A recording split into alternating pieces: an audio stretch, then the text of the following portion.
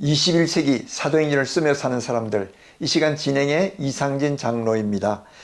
오늘은 김경환 선교사님을 만났습니다. 선교사님 안녕하십니까? 네, 안녕하세요. 네, 반갑습니다. 만나서 반갑습니다.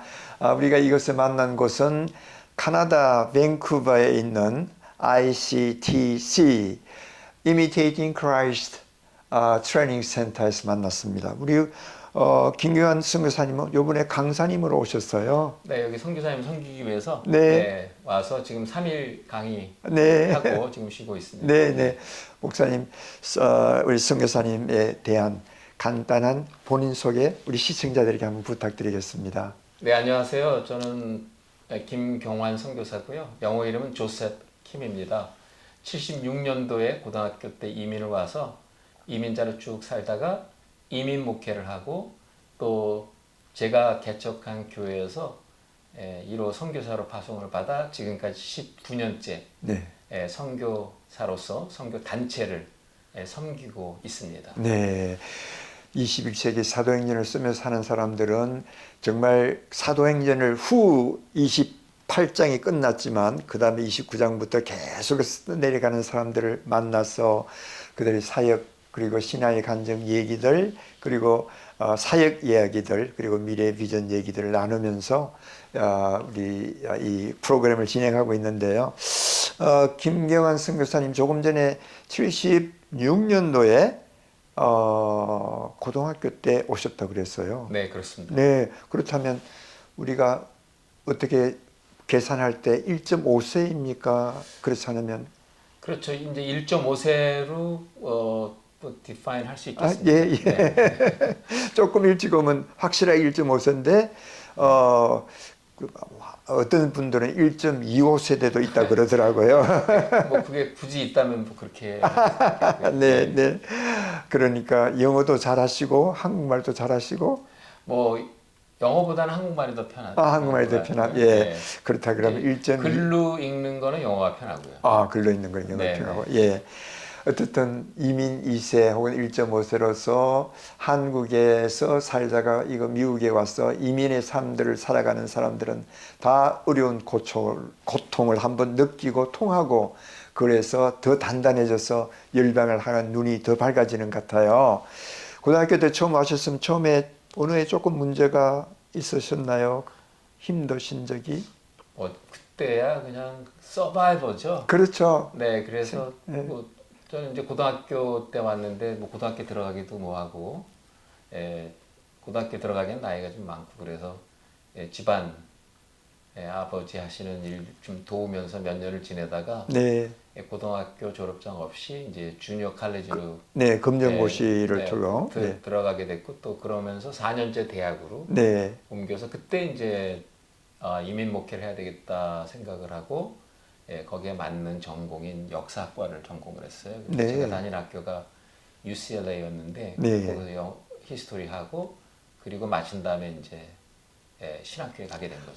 그러셨구만요. 네. 자, 그러면 벌써 한국에서 예수님을 영접하시고 믿음의 가정에서 입니까? 저희 네, 어려서부터 교회를 나갔고요. 네. 저희 뭐 집안에는 글쎄요. 한 뭐 6천, 8천까지 하니까 8분의 목사님이 계시네요. 네, 그러시군요. 그러니까 믿음의 가정에서 다시 말해서 모태 신앙이었다고 얘기할 수 있겠죠. 네, 모태 신앙이었지만 또 정말 예수님을 나의 개인의 구주로 영접하고 그분의 롤드십을 인정하면서 예. 전도하면서 선교를 꿈꾸며 살게 된 건 또 미국에 와서 미국에 오셔가지고 그 일들을 대학교 캠퍼스에서 이제 그런 네. 경험을 하게 됐죠. 대학교 캠퍼스에서는 어때? 저는 선교단체 내비게이트에서 내비게이트에서 예. 그런데 이제 내비게이트에서보다는 그 당시에 1970년대 말 80년대 초에 미국에 부흥이 일어났던 것 같아요. 네. 그래서 여러 대학교 캠퍼스 안에 음. 지금 돌이켜 보니까 이건 하나님이 주신 부흥이다. 근데 저는 영락교회를 다녔는데 네. 영락교회 대학부 안에 뜨거운 부흥이 있었죠. 네. 한 80명 대학생들이 그때 모였는데 그 중에 한 30명 정도가 다 네. 신학 공부하고 선교사 되고 목사가 됐죠. 네, 맞습니다. 1980년도 정도 때에 우리 한인 이민들의 교회에도 상당히 부흥의 운동이 많이 일어났어요. 한국에서는 막 아주 잘 알려진 강사님들이 부흥사님들이 오셔가지고 교회 부흥회도 인도하시고 많은 부흥의 때가 시작이 됐지 않나 싶습니다. 네.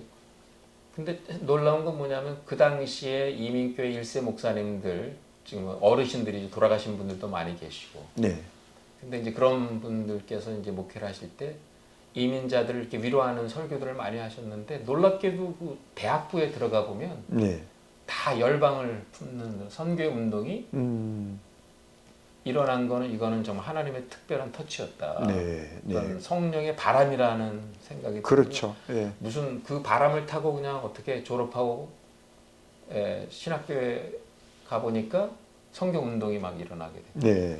네, 비근한 예로 저는 이제 선교사가 되겠다고 헌신한 게 84년도거든요. 네, 84년도부터. 그때 네, 네. 샴페인 일리노이 샴페인 그 맞습니다. 얼베나 거기에 선교 대회가 있었잖아요. 매 3년마다 대회. 3년마다 그게 있는 있었죠. 네, 거기에 15,000명 모였죠. 맞습니다. 네, 2만 그때 명도 제가 모이고. 참석했고 아, 네, 그날 마지막 날에 이제 빌리브람 목사님이 설교하셨고 선교사 될 사람이 일어나라. 일어나 보니까 10,000명 가까이 계세요. 와, 대단한 거기에 역사였어요. 한인들이 각 따로 모였는데 한 200명 정도 모였어요. 네, 그 근처에 네. 있는 교회에서. 근데 그때 만난 친구들이 뭐 백운영, 네, 오용호 선교사, 네, 데이비 팍 선교사, 그때 박신웅 목사님도 거기 오셨었죠. 네, 그분들이 지금 다 리더십들을 리더십에 있는 거 그때 아 정말 이게 돌이켜 보니까 하나님이 일으켜 주신 선교 부흥의 운동이었구나. 뭐 이런 깨달음이 그렇습니다. 오더라고요. 지나거나 그 당시 때는 잘 모를 수 있지만 네. 이제 세월이 지나고 나면 그때가 이 부흥의 하나님의 네, 그렇죠. 폭탄 같은 성령의 폭풍을 불었던 때다라고 네. 느낄 수 있는 것이죠. 네. 자, 이제 선교사님께서는 목회를 하셨다 그랬는데 서로 개척한 교회라 그렇게 하셨죠. 제가 이제 35살에 네. 모 교회의 2대 목사로 갔어요. 아, 네. 그리고 41살에 개척을 했어요. 네. 그리고 46살에 은퇴하고 이제 리타이어니까 예. 타이어 다시 갈아 끼고 이제 네. 선교를 시작을 한 거죠. 그러니까 담임 목회를 2번 했습니다. 담임 목회를 2번. 네. 그러니까 옛날에 모 교회에서 한 번 하시고 그다음에 네. 거기서 나와서 네. 그다음에 교회를 개척해서 또 목회를 하시고. 네, 그렇죠. 그 개척 교회를 해서 건축을 했죠. 네. 그리고 이제 교회가 이렇게 어느 정도 이렇게 성장을 했을 때 갑자기 하나님께서 새벽 기도하는데 84년도에 제가 선교사로 헌신했던 그 순간의 감격들을 다시 예, 리바이벌. 제 안에서 예. 이렇게 다시 상기시켜 주시더라고요. 네, 리마인드 그때 했던 시켜주셔서. 기도라든지 그때 들었던 메시지라든지. 예, 근데 네가 손을 들었지 않느냐? 너 지금 뭐 하고 있느냐? 근데 저는 사실 뭐 목회하면서 목회하기 전에 선교를 가겠다고 헌신을 했고 열심히 찾았는데 사실 우리 아내가 수술 2번 받으면서 이제 병상에 눕게 됐거든요. 아, 그래서 갈 그렇습니까? 수가 없는 상황이어서 네. 저는 목회해서 선교사를 내보내는 교회를 해야 되겠다. 그런 마음으로 미셔널 철치를 한 거죠. 네, 네. 그런데 뭐 계속 선교 메시지를 전하는데 선교사는 나가는 사람이 한 사람도 없더라고요. 네. 근데 이제 개척교회하고 이름을 아예 미션 커뮤니티 처치 그랬어요. 네, 네. 선교 좀 열심히 하겠다고. 근데도 뭐 성도들은 반응이 없었어요. 근데 제가 손을 든 지 23년째 되던 해였던 것 같아요. 네. 예, 그렇죠. 23년째 되던 해에 그게 다시 생각이 나면서 예, 나는 잊어버렸는데 하나님은 생각나게 하셔가지고 그때 강력한 하나님의 강권적인 역사로 나갈 수밖에 없는 상황으로 저를 몰고 가셔서 네. 당회에서 저를 파송하기로 하고 저는 이제 나가게 된 거예요. 네. 교회는 사임하시고 네네. 이제 선교사로 나가시게 되셨네요. 네, 그렇죠. 근데 사실 교회의 담임 목사님으로 있다가 아무리 젊었을 때에 하나님께 헌신하겠다고 약속했다 하더라도 그것을 잘 알면서도 지키지 못할 경우가 상당히 많이 있거든요. 그런데 그것을 지켰다고 하는 것은 상당한 본인의 결단이면서 뭐 하나님의 강력한 그런 또 요구가 계셨기에 또 그렇게 했겠지만 네. 그때 그 심정은 어땠어요? 그러니까 사표를 내고 떠나겠다라고 이제 성도들 앞에 선포를 했지 않습니까? 네, 네, 네, 예, 그때는 아무 느낌이 없었어요. 네, 아 이건 인간적인 어떤 영웅심도 있었던 것 같아요. 우리가 안디옥 교회 흉내내고 있다. 네, 네, 근데 이제 그리고 나서 몇 달의 그 기다림의 시간이 있잖아요. 그렇죠. 그 기다림의 시간 동안이 힘들더라고요. 네, 아 이거 내가 맞는 맞나? 결정하는 건가? 예, 예, 더군다나 아픈 아내를 데리고 간다는 게 이게 현지인들한테 부담되는 거 아닌가? 여러 가지 그 갈등, 네, 고민의 시간들이 있었죠. 네, 그리고 저희 교회에 이제 후임 목사님이 오셨는데 그 목사님이 뭐 워낙 큰 교회도 목회하셨고 또 신학교 교수까지 하셨고 티칭도 잘하시고 그러니까 성도님들이 그 목사님 중심으로 교회가 잘 세워지는 것을 보면서 네, 저는 아무 부담 없이 이렇게 갈 수가 있는 상황임에도 불구하고 굉장히 그 어려움의 시간들이 있었고 그 시간들을 통해서 하나님이 많이 저로 하여금 이제 안에 있는 잘못된 것들을 끄집어내셨고 그걸 내려놓게 하셨고 그래서 결론적으로는 그때 그런 고백을 하게 됐어요. 아, 내가 내려놓고 떠나는 게 아니구나. 내려놓을 수밖에 없는 상황으로 하나님께서 인도해 가시는구나. 그러면서 아, 선교는 이게 능동태로 하는 게 아니고 결국 하나님의 손 안에서 내가 머물면 수동태로 하는 것이구나. 이거를 좀 하나님께서 가르쳐 주지 그렇죠. 않았나. 우리 그 많은 사람들이 내가 결단을 해서 결정해서 선교지에 나간다 그러지만 사실은 그런 마음을 주신 이도 또 하나님이시고요. 네. 또 내가 중심이 되어서 나갈 때는 하나님이 하실 일들이 별로 없게 되거든요. 그러니까 하나님께서 주체가 되실 때에 나는 자동적으로 수동 따라가는 그런 형태가 되는 거죠. 그것이 오히려 정상이 아닌가 그렇게 생각은 되거든요. 사도 바울도 역시 마찬가지였잖아요. 그러니까 구체적으로 좀 말씀을 드린다면 네. 저희 아내가 뭐 사실은 20년 병상에 누워 있었거든요. 그렇습니까? 네, 그래서 이름 모를 병에 걸려서 몸무게가 막 줄어가는데 35kg까지 떨어졌어요. 그랬어요. 그래서 하루에 한 끼를 간신히 먹는. 그런데도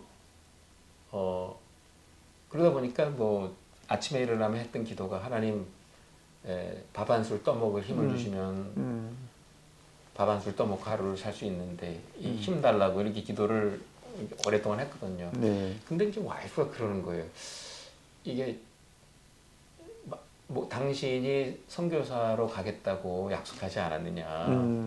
그러면 선교를 떠난다면 또 선교지에서 하나님이 나를 고쳐줄 수 있지 않겠느냐. 그런 희망을 네, 가지고. 그런데 그런 것도 있었던 거예요. 네. 그런데 문제는 의사 선생님이 같이 가면 안 된다. 내가 가서 다 자리 잡아놓고 병원도 찾아놓고 의사도 다 찾아놓은 후에 데리고 가서 이제 안전하게 이렇게 하라고. 이제 그 과정이 힘든 거죠. 그렇죠. 그 당분간은 제가 우리 12살짜리 딸에게 아픈 엄마를 맡기고 가야 되니까. 이제 그 과정에서 내가 내려놓을 것들을 내려놓는 시간들이 있었던 것 같고 마지막에는 아내를 돌보면서 선교를 할 수 있는 가장 좋은 시스템을 하나님이 나중에 보니까 예배하고 계셨는데 그게 선교사 케어링이었던 거죠. 네, 그러셨구만요. 네. 네. 이제 선교를 떠나게 됩니다. 교회는 사임하시고 어느 그 기간이 지난 다음에 선교를 어디를 가셨습니까? 처음 그러니까 티베트를 선교지로. 품고요. 네. 사천성 중국의 네. 스촨이라고 하죠. 네. 거기에 그 성도 중국말로는 정두. 예. 거기에 가서 이제 중국말을 배우면서 티베트 문화와 언어를 조금씩 배워가면서 네. 정착을 하기 시작한 거죠. 어떻게 그 여러 나라가 많이 있는데 어디 티베트 그쪽을 택하시게 저는 되셨나요? 중국에는 늘 관심이 있었습니다. 네. 제가 목회를 하면서 네.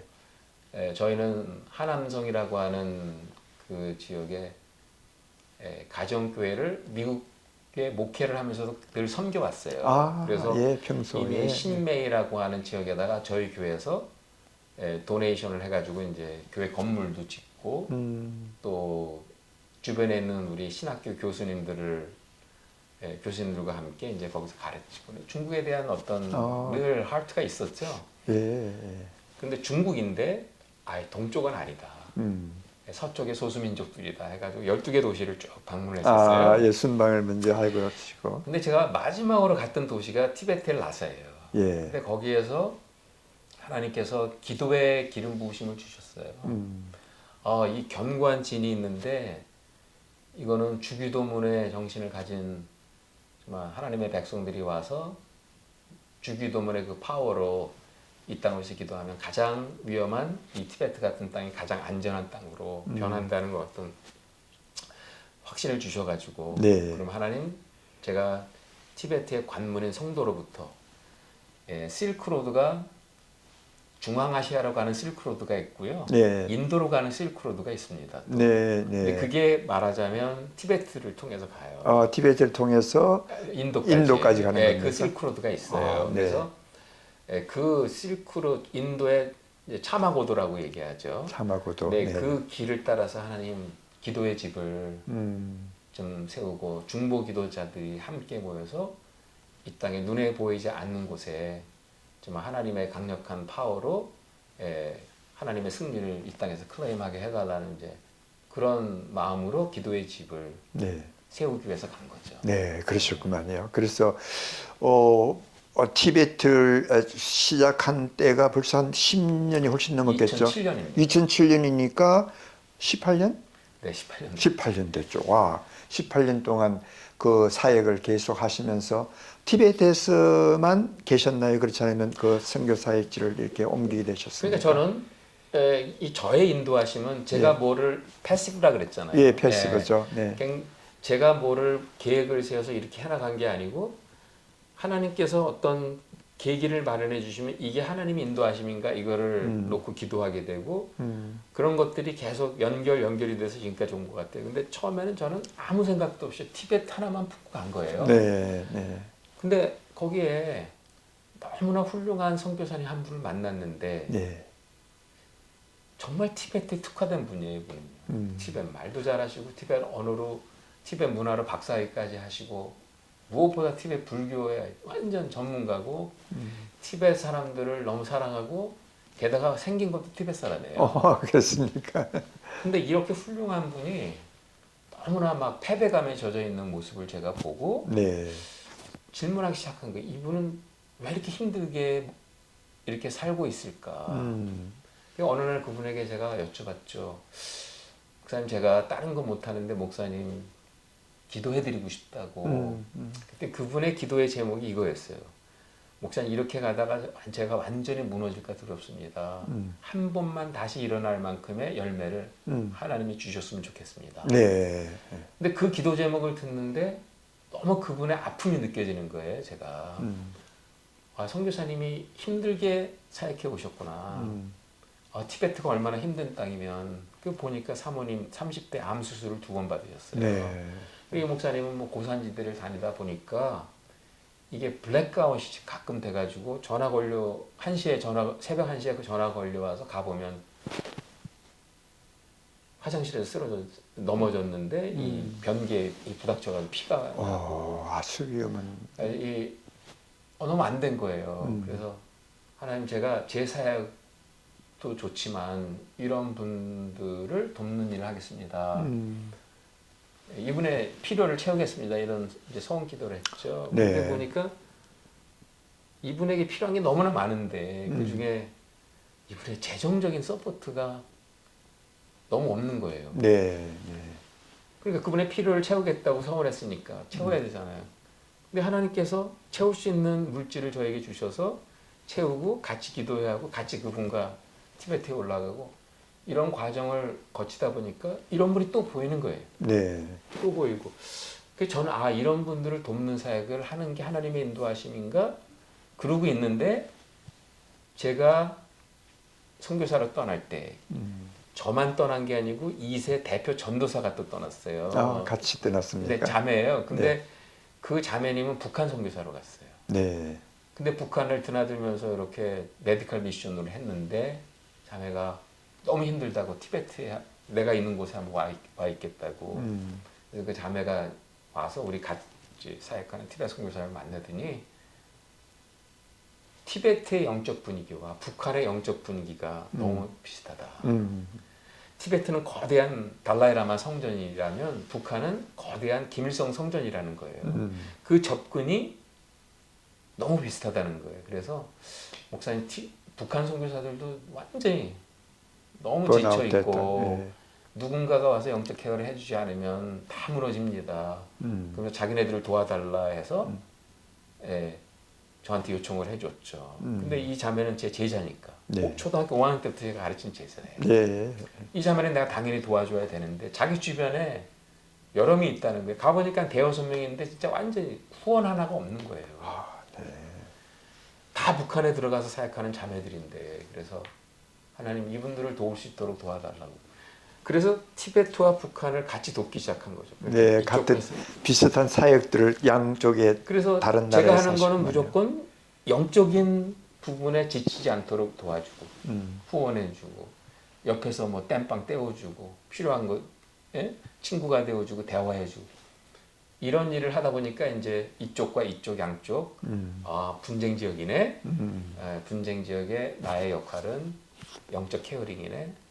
내가 있으므로 저분들이 지치지 않고 더 선교에 매진할 수 있도록 도와줘야 되네.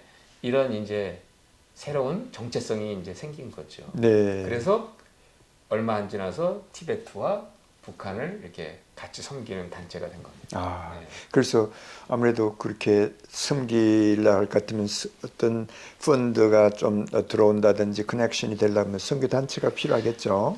그 단체는 아예 2007년도 처음 이제 처음 시작할 때부터 시작을 할 때 예. 저는 그냥 혼자 가려고 그랬는데 저희 교회에 젊은 집사 때부터 우리 교회를 다녔던 한 집사님이 있었어요. 네.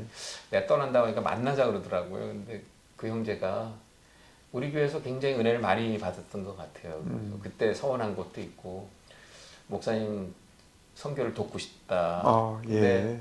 근데 이게 얼마를 플랫지 하는데 그 액수를 보니까 이게 너무 많은 거예요. 네.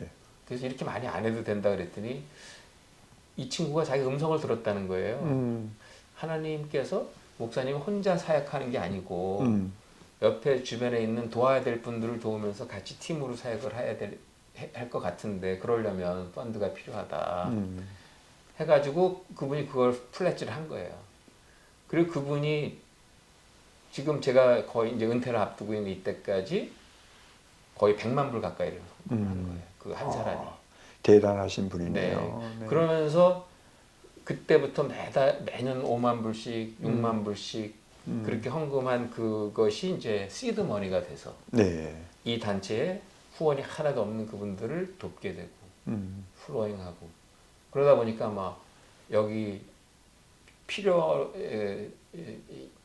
선교에 도움이 필요한 분들이 이렇게 모이기 시작했고 근데 이미 뭐 에스타블리션 선교사님들을 후원이 있는 분들은 다 잘하고 있으니까 그렇게 없는 분들 부족한 분들을 이제 채워주면서 이제 팀이 형성이 되기 시작합니다. 아, 그러셨구만요.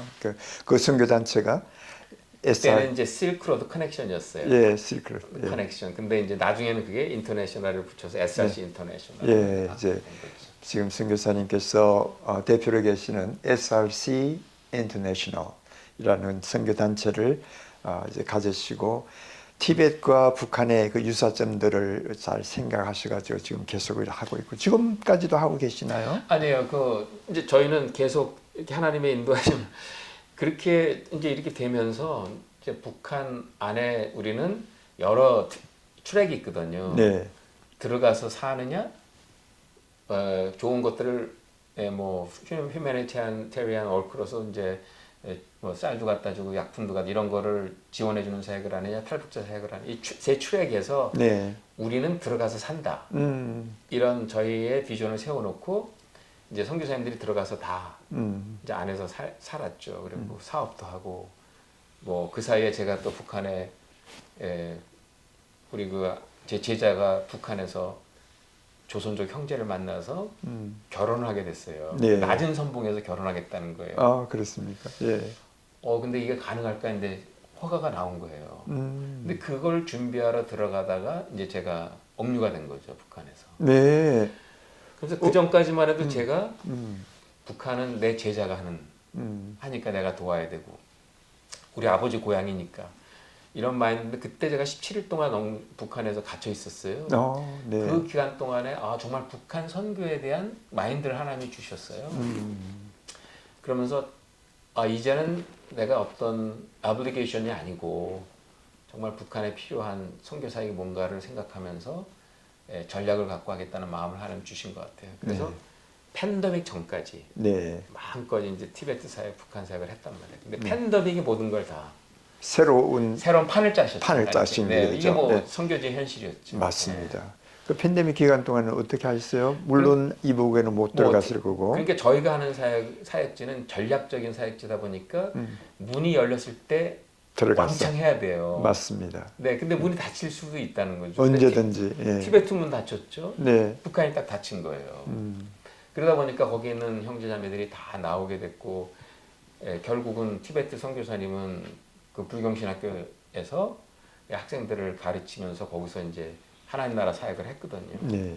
근데 거기도 이제 폐쇄가 되니까 마지막 열매를 보고 이분은 아프리카 차드로 가시고. 가시었고 그래서 티베트 사역은 이제는 거기 조그만 교회가 하나 세워졌지만 우리가 지금 뭐 돌볼 수가 없는 상황이죠. 네. 그저 기도할 따름입니다.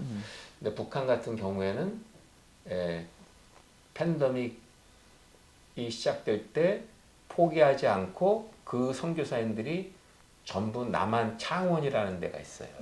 거기에 공동체를 만들었어요. 네. 그리고 거기에서 끝까지 기다리면서 문이 열리기를 기다렸는데 그 사이에 그 창원에 있는 그 커뮤니티가 이제 다른 유럽 사람들이나 남미 사람들, 캐나다 이런 사람들이 함께 모여 있는 어떤 북한 선교 공동체가 됐죠. 네, 인터내셔널 네, 그리고 차원에서. 거기에 있는 분들이 이제 다시 열리게 되면서 북한에 들어가서 파머스 리커 컴퍼니, 제약회사 이런 거를 프로젝트를 가지고 지금 왔다 갔다 하고 있어요. 네.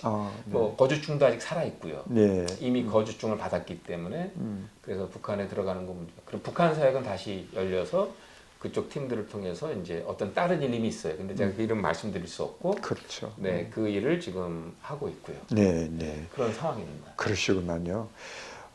자, 하나님께서는 어떤 때는 문을 여시고 또 어떤 문을 닫으시고 문을 닫으시면 반드시 또 다른 문을 여시고 빌라델피아 교회에게 하신 예수님이 하신 맞습니다. 요한계시록에서 나타나는 그 말씀처럼 어떻든 하나님께서는 중단 없이 복음이 전진하도록 이렇게 하시는 것 같아요. 때로는 사람이 들어가지 못하면 전파를 통해서라도 복음은 계속해서 전파되고 지금 또 끊임없이 아주 닫혀져 있는 지역이라 하더라도 복음은 뭔가 어떤 상황, 어떤 방법을 통해서라도 계속 복음 전파될 겁니다.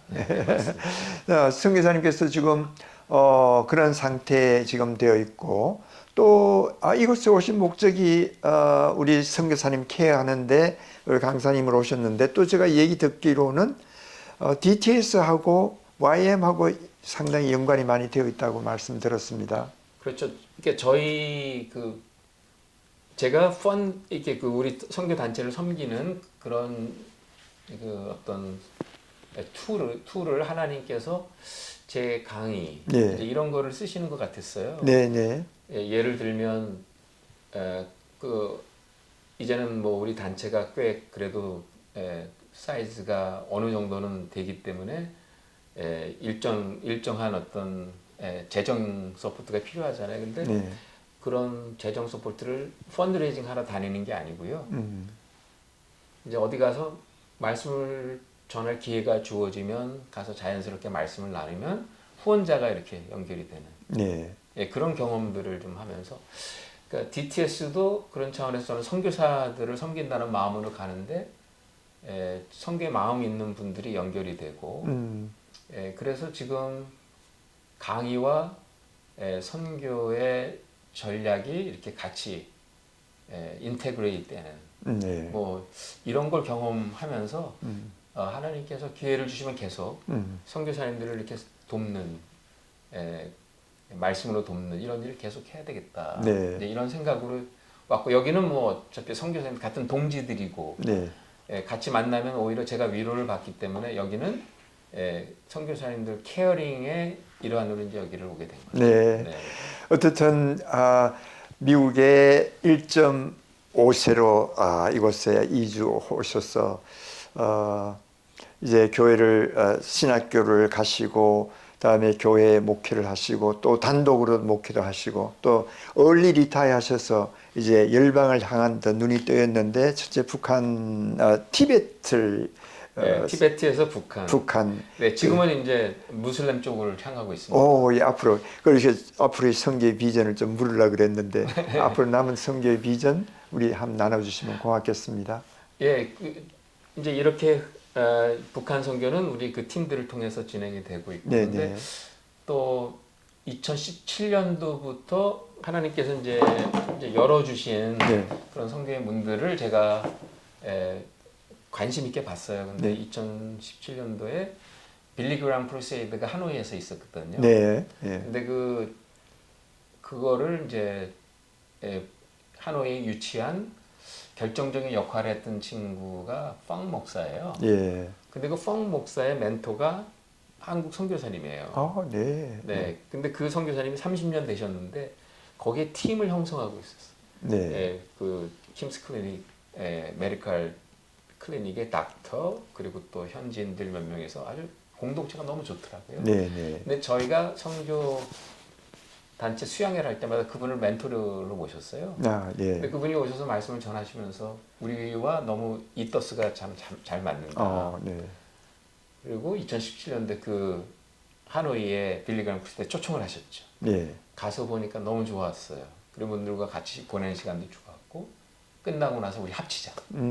그래서 인터내셔널 이 되었구만요. 되었고요. 네. 네. 그때 이후로 계속 동남아시아에서부터 이 터키까지 그 사이에 회교권 국가들을 하나님께서 계속 방문하게 하시고 그곳에 일어나는 일들을 접하게 하시고 그곳에서 하는 선교사님들을 만나게 하시고 그러면서 그때부터 팔레스타인의 어떤 현지 교회 목사님 우리 팀에 조인하시고 또 터키에서 교수로 활동하시면서 지금 또 현지 교회 장로로서 지금 활동하고 계신 어떤 선교사님 그 선교사님 우리 팀에 조인하시고 네. 그래서 하나님이 이쪽으로 열어주시는가 네. 이제 이런 마음이 드는 거예요. 네. 그래서 동남아시아, 인도네시아, 그리고 싱가포르, 말레이시아에서 터키, 차드 그 사이에 있는 네. 이 회교권 국가에 저희는 앞으로 자원을 좀 투자해서 그곳에 무슬림 선교에 한번 동참하고 싶다. 지금 이런 마음으로 지금 네. 준비하고 있습니다. 네. 처음에 조그마한 교회에서 교회 개척, 그다음에 얼리 은퇴, 그다음에 선교 사역이 티베트를 시작해서 북한, 베트남 그리고 이제 동남아 중동 지역까지 이렇게 펼쳐지는 모습을 지금 보면서 그것이 하나님께서 디자인하시고 하나님께서 인도하심이라 할 것 같으면 그것뿐만 아니고 앞으로 아프리카나 남미 쪽에도 얼마든지 더 확장될 수 있지 않을까 하는 그런 마음을 갖게 되면서 열어주시면 저희는 그냥 순종하고 네, 하나님께서 인도하시면 순종한다는 그런 마음을 가지고 살아가시는 우리 김경환 지금 SRC 인터내셔널의 대표로 계시는 선교사님과 함께 여러분 사역 소식, 신앙의 소식들을 서로 나누었습니다. 이 김경환 선교사님 앞으로 더 하나님의 기름 부으심을 통해서 열방을 향한 하나님의 꿈들이 선교사님을 통해서 아름답고 귀하게 일어나기를 간절히 바라겠습니다. 아이고 감사합니다. 네. 부족하지만 이렇게 불러주셔서 감사하고 네. 또 이렇게 인터뷰하시는 우리 장로님께서도 그 목표하신 바 1000명 선교사 네. 인터뷰 마무리 잘 지으시기를 축복합니다. 감사합니다. 21세기 사도행전을 쓰며 사는 사람들은 이러한 현대 21세기의 사도행전을 정말 써내려가면서 하나님의 복음이 땅끝까지 이르는데 주역의 역할을 감당하는 분들이 세계 곳곳에 많이 계시는데 그분들을 찾아서 계속해서 그들의 신앙의 이야기와 그리고 사역의 이야기를 여러분에게 들려드리도록 하겠습니다. 그럼 다음 이 시간까지 안녕히 계십시오.